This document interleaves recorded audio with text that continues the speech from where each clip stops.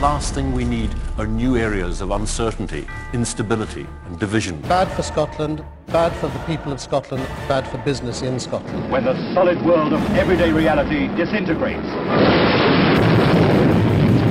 and the whole population is driven by fear towards insanity.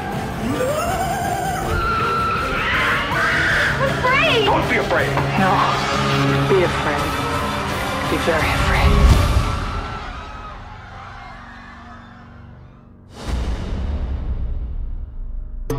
Although the media are supposed to present as unbiased a version of the news as possible, in reality they'll take pretty much anything that's going if it seems exciting enough to hold their audience's attention.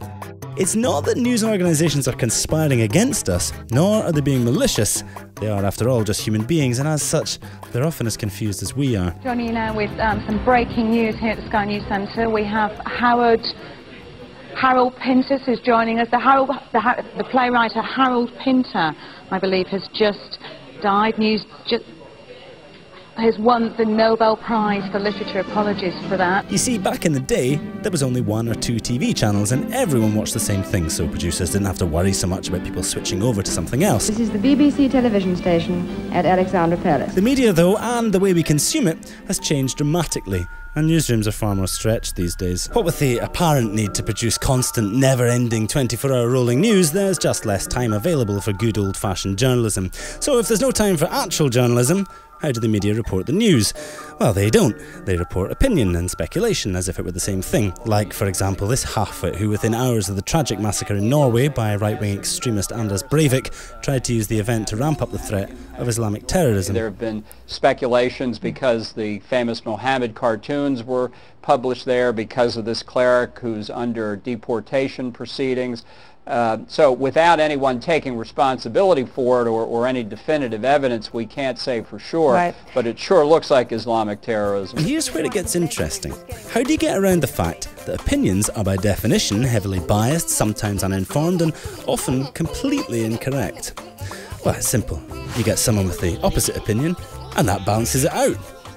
This is what's known as the balance fallacy, and it's lazy journalism. It goes right to the heart of why so few people are interested in politics these days. Basically, it's the tendency to assume that there's 2 sides to every story, and that both are of equal value. And on the face of it, that sounds pretty fair, but some stories have 5 sides, some have 10 sides, 20, some have just the one. And the job of the news is to wade through all of that and present us with the reality. Yet, all too often, given the lack of time journalists have to research a story, newsrooms just put 2 people in front of us and get them to argue. So we're rarely any more informed than we were to start with. And in fact, sometimes you might even come away feeling less informed. We welcome that already been public. Eric made We can't hear from both of you. Let David Mundell finish. Can I just finish this point now?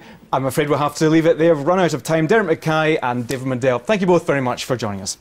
May I, on behalf of Scottish Television, wish you better viewing in the future. This is a great white shark. Now, contrary to popular belief, sharks pose relatively little danger to humans. In fact, if you look at the numbers, they get a pretty bad press.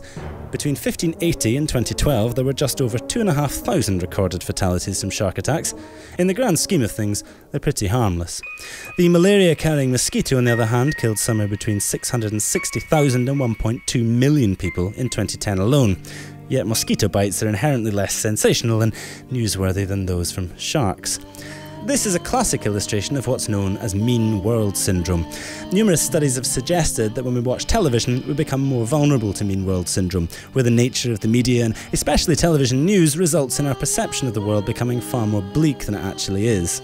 In Scotland, this effect is amplified because BBC Scotland, like STV, doubles as both a national and a regional broadcaster.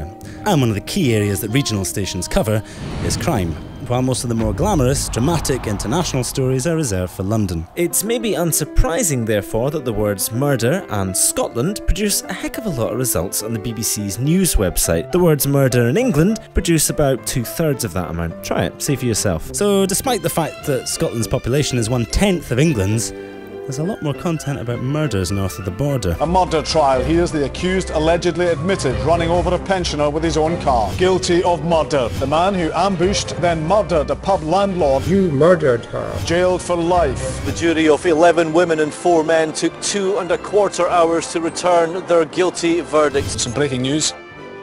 There's been a murder. Given this grim reportage, it's a wonder there's anyone left alive north of Gretna. There can be no doubt that this distinctly tartan incarnation of mean world syndrome is very damaging. For Scots of a certain age, the phrase, except for viewers in Scotland, became synonymous with lower quality programming, as was brilliantly illustrated by Armando Iannucci. And over there, he says, is the very first terrestrial showing of Terminator 2, which viewers in Scotland missed because they were watching a failed Dougie Donnelly chat show. Up there is the first ever live interview with an alien, which viewers in Scotland never got to see because they were watching a Paul Coyer quiz show about hills. The flip side of this, of course, is that bad news is laid on especially for viewers in Scotland. National news for the whole of Scotland. Interviews with the people that matter. The stories all Scots will be talking about tomorrow. This strange appetite for negativity in Scotland's newsrooms has transferred neatly to the coverage of the independence referendum. If Scots only went by the messages delivered to their TV screens, you'd be forgiven for thinking there were no good reasons for independence at all. You know, I'm going to Scotland for Christmas, so I don't want to be pelted with haggis in the streets of Biggar. But it seems to me that what the... he's very cross.